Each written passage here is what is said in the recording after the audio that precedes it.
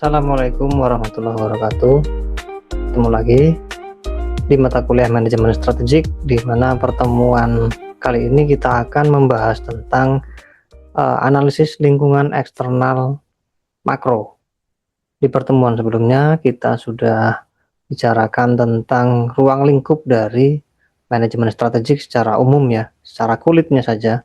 Nah, di pertemuan kali ini kita akan membahas salah satu tema spesifik, yaitu analisis lingkungan eksternal makro. Mungkin di pertemuan sebelumnya sudah disepil bahwa beberapa unsur dari lingkungan eksternal makro itu ada PESTEL. Nah, PESTEL itu apa saja? Silahkan nanti kita ikuti bersama-sama. Saya sekarang coba share screen dulu.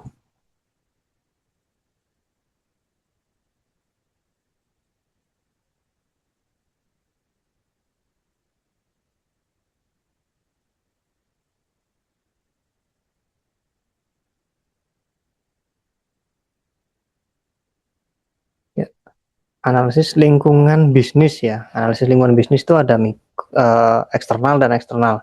Yang akan kita bahas kali ini analisis lingkungan bisnis eksternal makro atau lingkungan bisnis makro, gitulah gampang disebutnya. Lingkungan bisnis makro ini salah satu bentuk dari salah proses pengambilan keputusan dalam manajemen strategik, di mana perencanaan ini dimulai dari analisis lingkungan, tentunya eksternal dulu, bisa juga internal dulu, tapi kita akan bahas lingkungan eksternalnya dulu, di mana tahap dari lingkungan eksternal makro ini, analisis ini merupakan salah satu bentuk dari formulasi strategik. Nah, sekarang kita bahas tentang analisis lingkungan bisnis secara umum ya. Jadi, lingkungan bisnis itu memiliki karakteristik tersendiri yang berbeda antara lingkungan bisnis di negara sedang berkembang atau di negara yang sudah maju gitu. Kecenderungannya pada negara yang sedang berkembang kayak Indonesia ya, itu lingkungan bisnisnya itu cenderung sering berubah, terus mendadak, cenderung tidak menentu, tidak pasti ya, karena ada intervensi pemerintah yang bisa menghasilkan kebijakan, undang-undang, permen yang selalu berubah-ubah gitu, belum matang gitu ya. Kemudian eh, lingkungan bisnis di negara sedang berkembang itu memiliki pengaruh yang lebih besar pada kinerja manajemen dibandingkan dengan negara maju, karena ada faktor internal. Kalau di negara maju, faktor internal itu menjadi perhatian utama karena aturan-aturannya sudah mapan, beda dengan di negara sedang berkembang, misalnya di negara Indonesia gitu. Kemudian tuntutan untuk manajemen yang perusahaannya di negara sedang berkembang itu, manajemen dituntut untuk lebih peka, ada respon dini, kemudian harus berpikir dengan jernih dan ajak apa ya, secara rutin mengamati perubahan-perubahan di lingkungan bisnis, sehingga mengamati dan mengantisipasi perubahan merupakan kunci keberhasilan manajemen di negara sedang berkembang.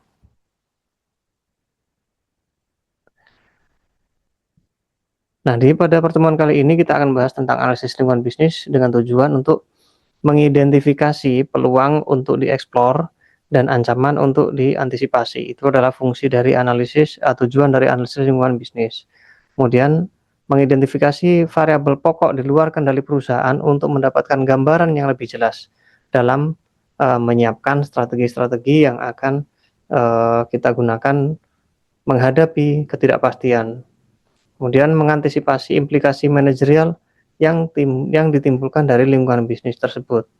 Kemudian komponen pokok analisis bisnis makro dan lingkungan industri atau competitive environment, contohnya itu ketika Unilever menghadapi isu lingkungan, di mana produk Unilever itu banyak banget dan pembungkusnya itu semuanya dari plastik, sehingga karena dia produknya itu banyak banget digunakan, sampah yang ditemukan tentu bermerek Unilever gitu. Kemudian saat ini yang terbaru, mungkin perusahaan plastik itu menghadapi harga yang naik drastis karena gejolak di Timur Tengah. Nah, ini juga salah satu bentuk ketidakpastian yang sifatnya mendadak gitu ya. Ada perubahan-perubahan yang sifatnya mendadak. Sekarang kita fokus ke lingkungan makronya dulu. Tadi sudah saya spill di depan bahwa unsurnya terdiri dari pestle, ada politik, ekonomik, sosial, teknologi, kemudian environment, juga ada law atau hukum, di mana semua unsur ini memiliki pengaruh langsung pada lingkungan industri ya, bukan kepada perusahaan, tapi sifatnya kepada perusahaan itu pengaruhnya tidak langsung. Kemudian lingkungan makro itu merupakan variabel yang sifatnya bebas, dan sehingga prospek perusahaan merupakan variabel yang terpengaruh. Selanjutnya ada lingkungan industri, itu diletakkan di antara keduanya. Jadi dia sebagai mediator atau juga sebagai moderator. Begitu. Bisa juga dia sebagai variabel bebas karena lingkungan industri itu lingkungan yang langsung berpengaruh pada perusahaan gitu. Nah, ini skema gambarnya bahwa lingkungan makro atau lingkungan jauh ini pestle ada di sini. Kemudian ada lingkungan industri yang akan kita bahas pada pertemuan berikutnya, ada shareholders, ada konsumen, kreditur, asosiasi dagang, kompetitor, karyawan, supplier, dan lain-lain, dan analisis lingkungan internal yang terdiri dari manajemen sendiri, bisa juga dengan struktur atau budaya organisasi yang dimiliki. Nah, tadi yang sudah disebutkan bahwa hubungan antar komponen lingkungan eksternal makro dan ini perusahaannya, maka sifatnya itu tidak langsung, dia mempengaruhi kepada prospek perusahaan itu melalui lingkungan industri. Jadi lingkungan industri ini bisa berpengaruh langsung, sehingga bebas ke perusahaan, bisa juga menjadi perantara antara lingkungan makro dan lingkungan internal perusahaan. Gitu. Sedangkan lingkungan jauh, faktor ekonomi atau pestle itu sudah kemarin kita bahas ya. Kalau ekonomi berkaitan dengan sifat dan arah perekonomian, kalau sosial budaya itu berkaitan dengan kepercayaan, nilai, sikap, dan opini, gaya hidup, lifestyle gitu ya, agama, bahkan gender. Politik itu parameter hukum, aturan-aturan yang mengikat dari sebuah industri, ideologi negara, kemudian stabilitas politik ya, dan mungkin saat ini yang lagi hits ya, tentang perang, tentu ini akan berpengaruh pada industri secara global khususnya minyak. Kemudian ada ekologi, di mana ada timbal balik antara perusahaan dengan alam, yaitu misalnya polusi, global warming, green business, blue economic, dan lain-lain. Kemudian ada faktor kependudukan, mulai dari pertumbuhan penduduk, demografi, urbanisasi, status kesehatan, mungkin juga di sini tingkat daya beli gitu ya mungkin ya. Kemudian ada karakteristik pokok dari lingkungan bisnis makro. Jadi lingkungan bisnis makro itu punya ciri khas karakter tertentu yang tentu berbeda dengan lingkungan eksternal mikro atau industri dan juga lingkungan internal. Pertama, karakteristik pertama dari lingkungan bisnis makro itu dia tidak terbatas, tidak memiliki batasannya. Sifatnya tuh luas dan membutuhkan waktu dan banyak ahli untuk bisa mengidentifikasi, mengira-ngira, memperkirakan, meramal apa yang kira-kira bakal terjadi ke depannya gitu. Sering kali beberapa ahli yang menyatakan bahwa ini pasti ke depan akan terjadi ini, itu adalah sesuatu yang nisbi dan kecenderungannya sulit untuk terjadi. Tapi boleh juga untuk meramalkannya. Kemudian karena lingkungannya cukup jauh dari perusahaan, maka dia hanya akan memberikan sinyal yang lemah kepada manajemen. Makanya manajemen itu membutuhkan kecakapan, pengetahuan, dan melatih intuisi atau kepekaan dengan cara menjaring informasi seperti gosip dan lain-lain, itu biasanya menjadi satu masukan penting untuk memperkirakan forecasting ke depan itu apakah ini akan terjadi atau tidak. Setidaknya sinyal-sinyal yang lemah itu jangan disepelekan gitu. Kemudian sifatnya, karakteristik yang lainnya yang terakhir itu tidak dapat dikendalikan karena lingkungannya terlalu jauh ya. Misalnya perusahaanmu saja itu tidak mungkin untuk mengatur regulasi pemerintah gitu misalnya. Mungkin hanya bisa mempengaruhi tapi tidak bisa mengaturnya. Sehingga manajemen itu tidak sepenuhnya proaktif, cenderung reaktif terhadap perubahan. Sifatnya ketika terjadi perubahan dia hanya antisipatif atau adaptif. Dia tidak bisa proaktif menentukan lebih awal gitu. Nah, ini yang saya tadi bilang bahwa lingkungan bisnis makro kadang itu menimbulkan ilusi kepastian. Nah, ilusi-ilusi ini seringkali muncul ketika seorang pemimpin perusahaan menyatakan bahwa contohnya nih di Business Week ya, setelah 50 mobil asing terjual di Amerika pada tahun 68, maka tidak akan mungkin perusahaan mobil Jepang mengambil pasar di mobil Amerika Serikat. Yang terjadi, Jepang, mobil-mobil Jepang, Toyota, Honda dan lainnya itu menguasai pasar global, nggak cuma di Amerika gitu. Jadi tingginya ketidakpastian yang terjadi karena terus meningginya kompleksitas dan dinamika lingkungan bisnis itu harus menjadi pegangan. Jangan merasa hal itu pasti, dan para ahli menyatakan untuk lingkungan makro ini ya, kepastian masa depan itu hampir mustahil, terkecuali Anda adalah bagian dari penguasa dunia gitu ya. Jadi Anda bisa memastikan kapan ini harus ganti regulasi, kapan ini harus menggunakan electric vehicles dan lain-lain gitu. Itu Anda harus menjadi penguasa global ya.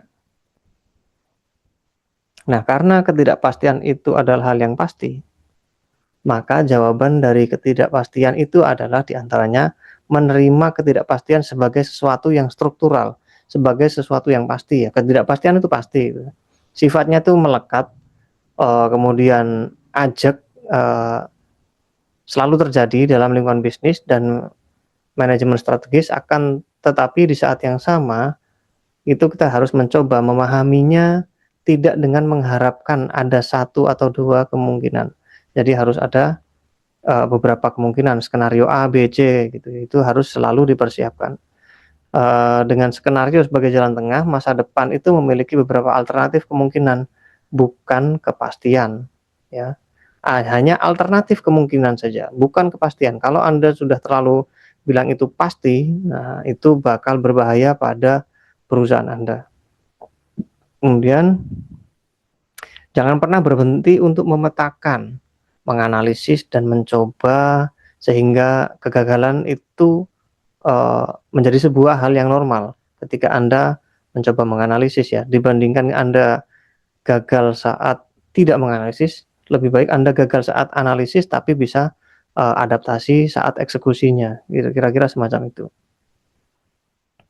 Kemudian tingkat ketidakpastian itu ada tingkat ketidakpastian pertama, kedua, ketiga, dan keempat. Metode peramalannya itu dari mulai yang tradisional, kemudian sampai yang kualitatif, dan ada juga yang sampai dengan kuantitatif. Untuk tingkat ketidakpastian yang pertama, tujuannya itu hanya membulatkan kepercayaan yang cukup untuk mengambil keputusan strategik. Jadi berani atau enggak, nah, sekedar membulatkan saja tekadnya. Sehingga untuk yang ketidakpastian yang pertama ini, yang ketiga, itu ketidakpastiannya cukup rendah. Maka alat-alat tradisional itu sudah cukup bisa meramalkan, menentukan posisi di mana perusahaanmu dan bagaimana perubahan selanjutnya yang akan terjadi. Dari mulai tingkat ketidakpastian pertama yang sangat tidak pasti banget, sampai ke tingkat ketidakpastian yang keempat itu hampir pasti terjadi gitu. Alat analisis tradisional itu mulai dari 5 forces, 5 kekuatan bersaing, SWOT, diagnostik kompetensi inti, kemudian berbagai alat analisis pemasaran, KSPM, juga dengan metode penentuan nilai investasi. Kemudian dalam penggunaannya, investasi baru di pasar yang matang, menambahkan fitur produk, jasa baru pada merek yang sudah mapan. Itu salah satu contoh ketika ada perubahan di lingkungan eksternal makro. Ya, jadi kalau mau investasi di pasar yang investasi baru di pasar yang sudah matang, hanya bisa menambahkan fitur produk dan jasa pada merek yang sudah mapan. Sedangkan untuk tingkat ketidakpastian yang kedua, Itu eksekutif perusahaan dihadapkan pada perkiraan masa depan yang tidak tunggal, pilihannya ganda, ada A, B, C, D, atau A, B, C, atau bahkan sampai F gitu.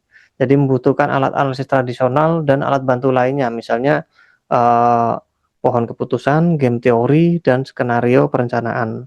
Alat-alat ini bisa Anda lihat atau sekedar pahami, pelajari di beberapa, channel YouTube ya. Contohnya ketika ada ketidakpastian bagaimana masa depan Carrefour ini karena dia hasilnya milik, perusahaan Prancis, kemudian Walmart dengan kemampuannya itu memperkirakan bahwa industri, pengecer atau industri yang jadi satu ya, jadi one stop gitu, itu nanti di tahun-tahun berikutnya akan sukses. Tapi ternyata belakangan ini banyak karena tergerus oleh industri, e-commerce, Walmart, Carrefour, dan lain-lain itu banyak yang bertumbangan. Nah, ini untungnya di tahun 2000 dia perkiraannya, eee, perubahan industri dari yang tradisional ke e-commerce itu tidak akan semasif sekarang, ternyata hanya butuh sekitaran 5 tahun saja perubahannya sedemikian drastis. Sehingga bisa jadi dikatakan bahwa langkah yang dilakukan Walmart ini salah ketika memilih skenario yang, tersedia gitu. Kemudian tingkat ketidakpastian yang ketiga, itu tidak ditemukan beberapa kemungkinan, tapi tidak ditemukan juga beberapa kepastian. Jadi inovasinya masih secara luas ya, inovasinya harus terus digalakkan, inovasi produk, inovasi layanan, inovasi, mungkin bahkan penambahan perusahaan itu juga akan dilakukan karena ini masih ada beberapa kemungkinan. Sehingga tidak dijumpai perilaku yang sama seperti sebelumnya. Misalnya nih di Indonesia ketika daya beli sudah sangat menurun, contohnya di industri rokok ya, sekarang nih, ini TKT 3 nih, perusahaan-perusahaan tembakau yang rokok yang sudah mapan, yang tadinya penguasa pasar hanya ada 5 sampai 10 merek, tiba-tiba daya beli masyarakat itu terjun payung akibat misalnya COVID-19. Akhirnya banyak masyarakat yang bahkan tidak mampu kecenderungannya menahan diri untuk membeli rokok-rokok yang mahal. Akhirnya muncullah industri rokok-rokok ilegal itu, yang pada akhirnya, rokok itu yang ilegal itu merupakan hasil dari daya beli yang menurun. Yang bisa dilakukan oleh perusahaan yaitu hanya terus berinovasi. Sekarang terlihat ya, perusahaan-perusahaan rokok yang terkenal itu memulai memproduksi rokok yang kecenderungannya harganya lebih murah gitu, misalnya. Ya mungkin berbentuk kretek, bukan filter dan lain-lain, gitu. Nah, untuk tingkat, ketidakpastian yang keempat, itu tidak menyediakan sedikit pun peluang untuk memperkirakan masa depan. Nah, ini udah ekstrim ya. Jadi di masa depan itu benar-benar nggak jelas nih mau gimana gitu. Ya, contohnya e-commerce yang tadi saya bilang, dalam waktu 5 tahun saja itu perkembangannya sudah sedemikian pesat. Begitu juga dengan komputer, kemudian ada krisis ekonomi dan pembentukan pasar yang benar-benar baru. Nah, ini bisa kalian cari contohnya, pasar apa sih yang benar-benar baru? Kalau tenaga kerja jelas, sekarang itu sudah banyak perusahaan yang menyediakan pasar tenaga kerja lepas yang bisa Anda bekerja dari manapun atau biasa disebut dengan remote working. Nah, itu salah satu contoh bentuk pasar tenaga kerja yang baru. Nah, kalau pasar produk Anda bisa tracking, apa ya yang benar-benar baru? Itu menjadi tanda tanya tersendiri ya. Nah, karena ketidakpastian itu adalah sesuatu yang pasti, maka tugas dari manajemen adalah membangun kepekaan perusahaannya. Kepekaan itu intuisi, kira-kira perubahan apa yang akan terjadi, sehingga nanti bisa menciptakan skenario-skenario, sikapnya berbentuk jaga-jaga, ya. Jadi, tujuannya yaitu membangun jarak yang dekat dengan intensitas perubahan. Ketika misalnya, ojol pertama kali itu, Bluebird itu bagaimana caranya mengantisipasi, ojek online, taksi online, dia itu karena perusahaan yang sangat besar ya, dia, Bluebird, kemudian dia harus berusaha mendekati dengan perubahan-perubahan yang akan terjadi ke depan. Dia mulai mengembangkan, teknologi pemesanan taksinya, meskipun sudah terlihat agak telat, tapi sampai sekarang Bluebird itu masih beroperasi, khususnya di daerah Jakarta ya, dan masih banyak peminatnya karena memiliki layanan yang memang ekstra super gitu. Kemudian, tujuan yang lainnya itu mendeteksi dini dari sinyal-sinyal perubahan. Misalnya ketika ojol masuk ke Indonesia pertama kali, itu kan regulasinya masih banyak ditentang, tapi secara logika tentu yang ambil sikapnya oleh pemerintah itu yang harusnya adalah melayani permintaan yang paling besar, dalam hal ini adalah konsumen. Maka konsumen itu yang harus diuntungkan, karena, ojek itu ya banyak, cuman selama ini harus ada peningkatan kualitas. Maka si Bluebird jelas berpikir, "Oh, saya tidak bisa mempengaruhi pemerintah untuk mencegat ojol ini, tapi saya bisa menyesuaikan diri saya dengan perubahan, eee, teknologi yang ada." Jadi dia harus membangun sikap jaga-jaga, bukan justru yang neurotik atau cemas gitu berlebihan, aduh gimana, tapi sudah harus memiliki skenario-skenario yang jelas. Kemudian menyelaraskan kompetensi dengan kepekaan yang dimiliki. Nah, kalau bedanya ya, kompetensi ini, sumber internal yang dimiliki ya, kompetensimu sudah mencukupi atau belum diselaraskan dengan kepekaanmu. Menurutmu besok itu akan bagaimana? Nah, itu harus disesuaikan dengan kompetensinya. Contoh nih, perubahan selera konsumen, boneka Barbie waktu zaman dahulu ya, udah lewat banget sebenarnya, itu pernah sangat booming, pada akhirnya benar-benar yang bisa stop karena perubahan selera. Begitu juga kalau yang baru-baru sekarang itu mungkin yang Labubu atau boneka-boneka yang lagi viral itu kan itu punya masa yang sangat pendek gitu. Pada konteks yang lebih besar lagi, itu Nokia. Nokia itu selain daripada perubahan selera konsumen, juga dipengaruhi oleh perubahan teknologi, di mana, generasi Android itu sudah mulai masuk, Nokia masih kekeh dengan apa yang dimilikinya atau Java. Nah, lingkungan yang stabil bukan jaminan besar, peluang bisnis, ya. Memang kalau stabil itu memang peluang bisnisnya lebih terbuka. Namun perusahaan dengan kompetensi dan tingkat kompleksitas yang tinggi, biasanya menjadi terbiasa dengan perubahan yang terjadi. Misalnya, pada industri, pakaian, kecenderungannya kan semacam semacam itu saja.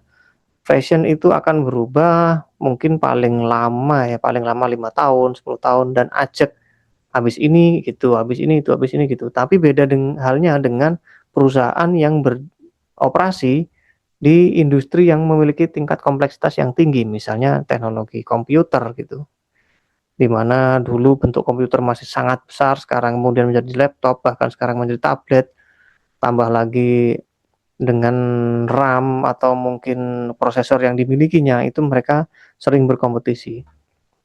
Jadi mereka akan, terbiasa dengan perubahan-perubahan yang, terjadi. Makanya siklus hidup produk-produk mereka biasanya cuma 2 tahun, paling lama 3 tahun, mereka sudah harus terus memikirkan inovasi, sambil menerka-nerka apakah akan terjadi perubahan, regulasi global gitu misalnya. Nah, agar lebih peka, kita harus terbiasa melakukan yang namanya proses, diagnosa. Proses diagnosa itu seperti ya sama seperti dokter ya, mengecek dengan keluhan yang sama, misalnya demam nih gitu, apakah melulu flu atau mungkin demam berdarah, bisa juga dengan, karena penyakit-penyakit yang lainnya. Maka beberapa hal perlu diselaraskan dan dilakukan secara bertahap. Pertama dari scanning, ada monitoring, kemudian forecasting dan assessing.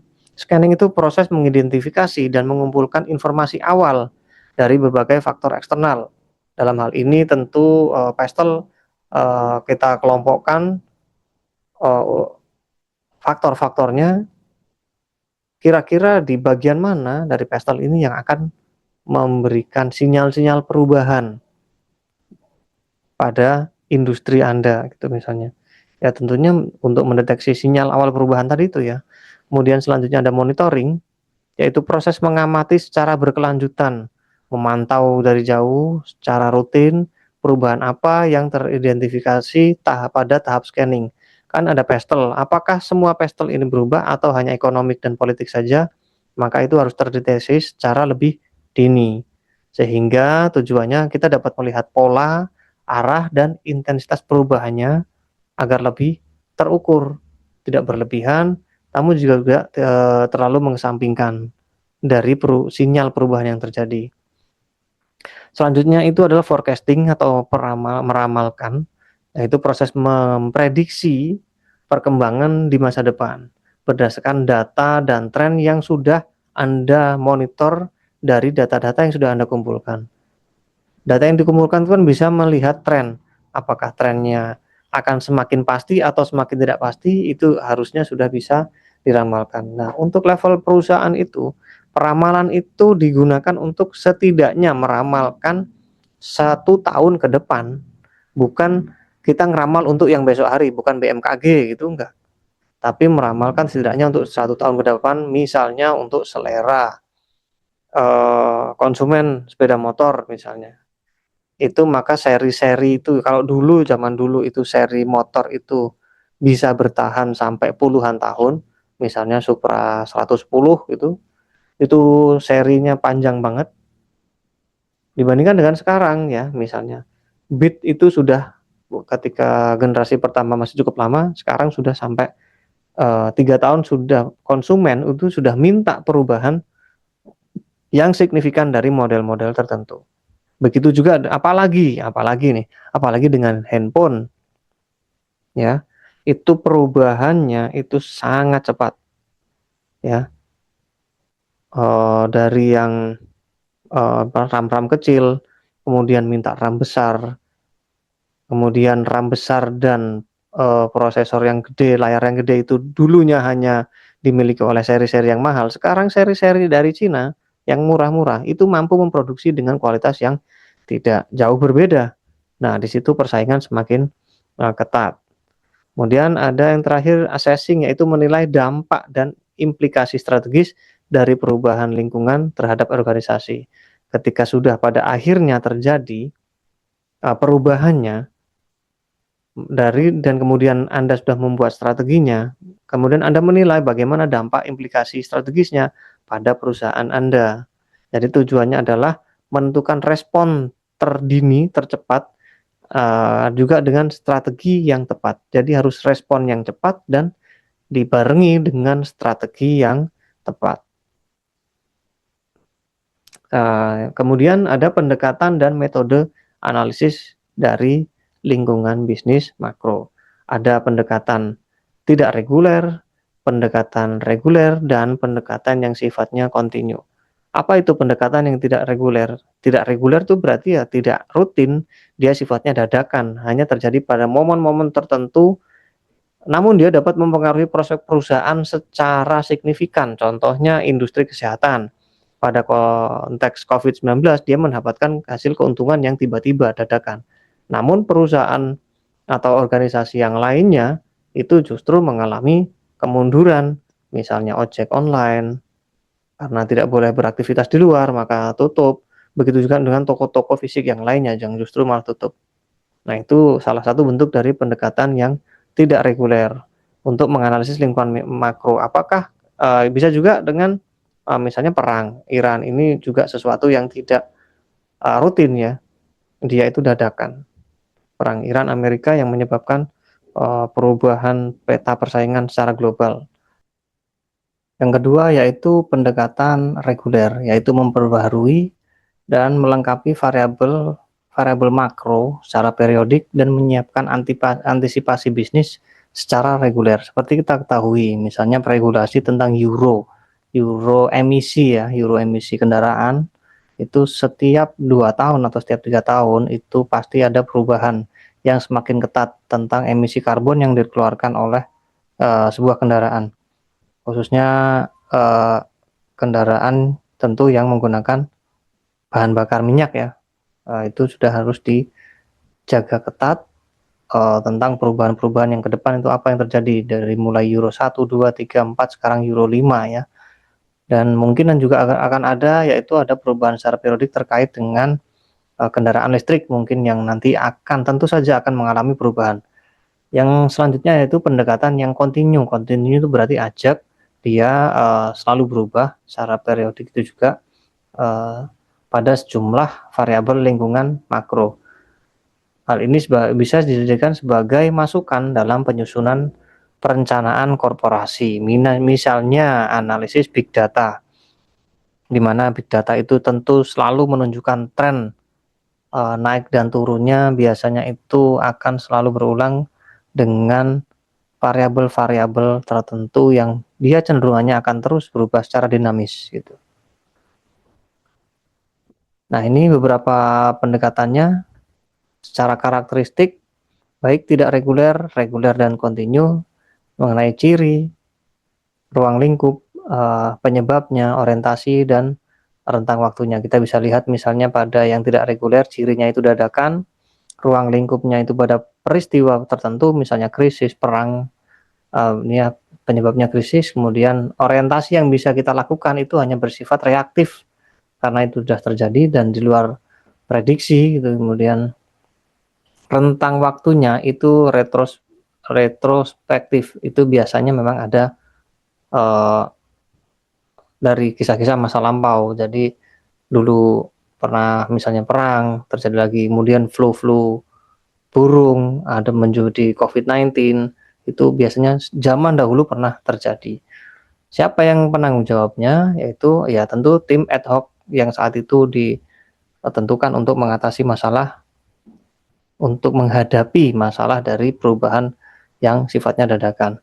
Kemudian ada yang reguler, yaitu cirinya dadakan, periodik, ruang lingkupnya itu hanya pada beberapa variabel, kemudian penyebabnya itu tentu dari masalah perubahan lingkungan makro, kemudian orientasinya itu kita bisa lebih proaktif karena biasanya itu sifatnya periodik ya. Jadi kita bisa mengantisipasinya secara proaktif. Tentang waktunya itu retro jelas karena dia itu pengulangan dari masa lalu dan yang sekarang. Penanggung jawabnya karena ini sudah bisa kita bersifat proaktif, maka sudah menentukan staf-staf pelayanan di berbagai bidang yang mungkin terpengaruh dari beberapa variabel tersebut. Sedangkan yang kontinu itu terjadinya terus-menerus, dinamis, ada banyak variabel tapi bisa terprediksi, maka dia itu penyebabnya harus berada di level perencanaan. Karena ini sudah terus, maka perencanaan itu harus lebih proaktif dalam mengantisipasi setiap ada perubahan. Rentang waktunya sekarang dan akan datang. Jadi apa yang terjadi sekarang itu pasti akan terjadi di masa datang. Terkait dengan seberapa besar impact-nya, seberapa besar perubahannya, itu yang harus dianalisis. Kemudian penanggung jawabnya tentu unit analisis lingkungan bisnis. Biasanya para eksekutif di sebuah perusahaan dia bisa membuat analisis lingkungan bisnis yang komprehensif. Nah, terkait dengan prosedurnya dari analisis lingkungan makro ini, ya manajemen hanya bisa berusaha ya. Tadi ada proses scanning, forecasting, kemudian sampai dengan assessing, maka manajemen harus bisa berusaha untuk mengidentifikasi dan menyeleksi sejumlah variabel atau indikator dari lingkungan makro yang relevan dan secara signifikan dianggap berpengaruh pada prospek perusahaan. Jangan semuanya kemudian merasa ketakutan tadi ya, karena tidak boleh untuk cemas. Jangan-jangan nanti selain politik ada lagi perubahan ekonomi, ada lagi perubahan regulasi hukum dan lain-lain. Jangan terlalu panik. Jadi harus secara spesifik mengidentifikasi kira-kira variabel apa yang akan berubah gitu. Kemudian selanjutnya manajemen bisa berusaha untuk mengetahui karakter masing-masing indikator yang sudah diseleksi tadi. Kemudian mencari sebab kemunculannya apa, memperkirakan hubungan antar indikator, antara politik dan ekonomi, apakah berhubungan, apakah ekonomi dan hukum berhubungan pada saat terjadi perubahan. sehingga bisa mengetahui eksistensinya di masa yang akan datang seperti apa. Selanjutnya, manajemen bisa berusaha untuk mengetahui implikasi manajerial yang timbul dari masing-masing indikator tersebut. Apakah akan menjadi peluang atau justru menjadi ancaman? Contoh kasus misalnya, Indonesia digalakkan untuk efisiensi nih sekarang. Karena efisiensi ini sudah digalakkan, mungkin karena efek yang lingkungan terjauh tentang minyak global gitu kan. Perusahaan kendaraan listrik tentu akan melihat ini sebagai peluang, maka dia harus menggenjot uh, desain atau inovasi produknya sampai dengan pemasarannya dan sampai dengan layanan purna jualnya seperti apa. Dan bagi perusahaan-perusahaan kendaraan bermotor dengan BBM, ini tentu ancaman karena dunia sudah semakin dituntut untuk efisiensi, dia sendiri masih berkutat pada kendaraan yang berbasis bahan bakar minyak gitu ya. Kemudian manajemen berusaha membuat berbagai antisipasi strategi, kemungkinan yang ke depan apa yang akan terjadi, kemudian akibat lanjutan yang akan terjadi. Contoh kasus yang sama ketika dunia menuntut untuk industri yang lebih ramah lingkungan, yang lebih udara yang lebih bersih, gitu ya. Maka misalnya, ya dalam hal ini sudah terlihat ya Toyota, Honda, dan perusahaan otomotif yang lainnya itu sudah mulai untuk menginisiasi kendaraan-kendaraan yang listrik dan tidak hanya listrik. Mereka punya visi yang lebih besar bahwa karena listrik itu juga tidak bersih-bersih banget pada aspek emisi karbon, maka mereka berusaha sekarang ini menciptakan kendaraan yang berbasis hidrogen. Hidrogen itu berbahan dasar air ya. Itu sampai sudah akan mulai diproduksi meskipun saat ini masih dalam kategori teknologi yang terlalu mahal untuk bisa diproduksi secara massal dan dimiliki oleh banyak orang. Makanya yang mungkin mereka bisa lakukan sekarang adalah sifatnya hybrid. Karena kendaraan listrik punya kendala dalam proses pengecasan yang cukup lama, maka Toyota, Honda, dan lain-lain menciptakan kendaraan yang hybrid, bisa menggunakan BBM, kalau BBM habis di jalan bisa menggunakan tenaga listriknya, dan beberapa inovasi yang lainnya yang diciptakan pada industri-industri yang lain.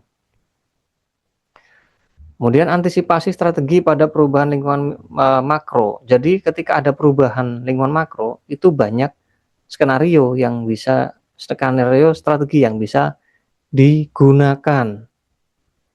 Tidak semua perusahaan mampu menggunakan beberapa strategi ini. Umumnya ketika ada perubahan, maka perusahaan hanya tadi itu reaktif, kemudian dia hanya melakukan strategi adaptasi. Kita bahas dulu beberapa strategi selain adaptasi. Kalau adaptasi jelas ya, ketika ada perubahan, maka perusahaan mengikuti perubahannya. Misalnya Zoom meeting itu diuntungkan waktu saat COVID, ada perubahan lingkungan secara drastis COVID, maka dia ya karena memang sudah ada di situ, salah satu pionir dalam hal meeting conference gitu, maka dia tinggal mengikuti perubahan yang terjadi meskipun perubahannya itu sifatnya tinggi. Nah, di sini dia melihatnya sebagai peluang. Nah, kemudian ada strategi oposisi. Oposisi itu menunda, mengurangi, memperlemah perubahan lingkungan bisnis. Nah, ini biasanya perusahaan-perusahaan yang dekat dengan penguasa global nih. Jadi dia bisa melakukan negosiasi, lobby, iklan, bahkan mungkin dengan CSR untuk mempengaruhi perumusan hukum terkait tata kelola dan regulasi privasi. Misalnya nih, dalam perumusan hukum, perusahaan Meta yang punya FB dan Instagram itu kan di kita malah nggak ada masalah ketika saat ingin melakukan registrasi itu mencantumkan data pribadi secara terbuka gitu ya. Tapi kalau di Eropa itu justru ditentang. Nah, cara si Mark Zuckerberg ini dengan melakukan lobby ke, Uni Eropa, dengan menyatakan bahwa meskipun datanya ini diminta, data privasi diminta, itu akan dipastikan keamanannya. Nah, mereka melobi-lobi hal-hal yang sedemikian rupa.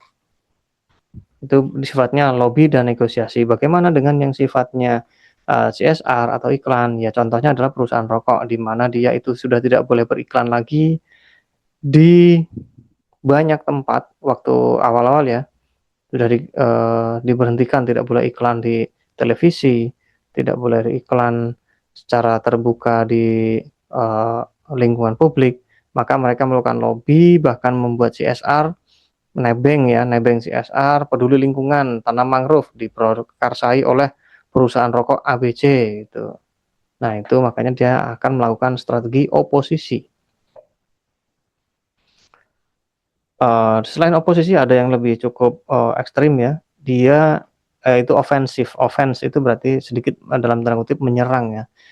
Kalau oposisi itu menunda atau mencoba melawan gitu ya. Kalau ofensif itu dia memanfaatkan perubahan lingkungan untuk meningkatkan keunggulan kompetitif perusahaannya. Ya contohnya tadi itu, ketika dunia menuntut untuk lingkungan yang lebih hijau, ramah lingkungan, minim polusi, maka, para penggagas electric vehicles atau kendaraan listrik ya, mau sepeda, motor, mobil, itu mereka berlomba-lomba untuk melakukan inovasi dengan memanfaatkan perubahan, lingkungan makro ini. Maka berbagai merek dari Cina tiba-tiba membanjiri pasar ya, di mana Indonesia sendiri sudah pernah mencoba membuat tapi ternyata malah tidak diloloskan secara emisi. Itu cukup aneh ya. Kemudian ada selanjutnya strategi rekayasa. Jadi ketika ada perubahan lingkungan makro, dia mencoba mengendalikan perubahan lingkungan bisnisnya agar cocok dengan kepentingan, perusahaan. Nah, misalnya Google, karena perubahan lingkungan tadi ya, salah satunya teknologi itu perubahan yang selalu perubahannya cukup cepat. Nah, Google juga salah satu penguasa dunia, itu dengan kemampuan yang dimilikinya, itu dia bisa secara aktif ya, mempengaruhi kebijakan terkait teknologi di dunia.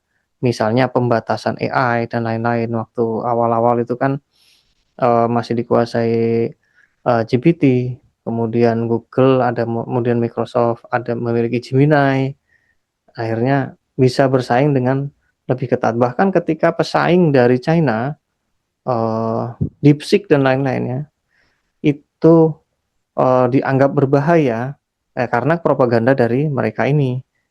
Karena DeepSeek dan beberapa AI dari China itu memiliki kecanggihan yang, di atas rata-rata dibandingkan dengan, yang dimiliki oleh, dunia barat.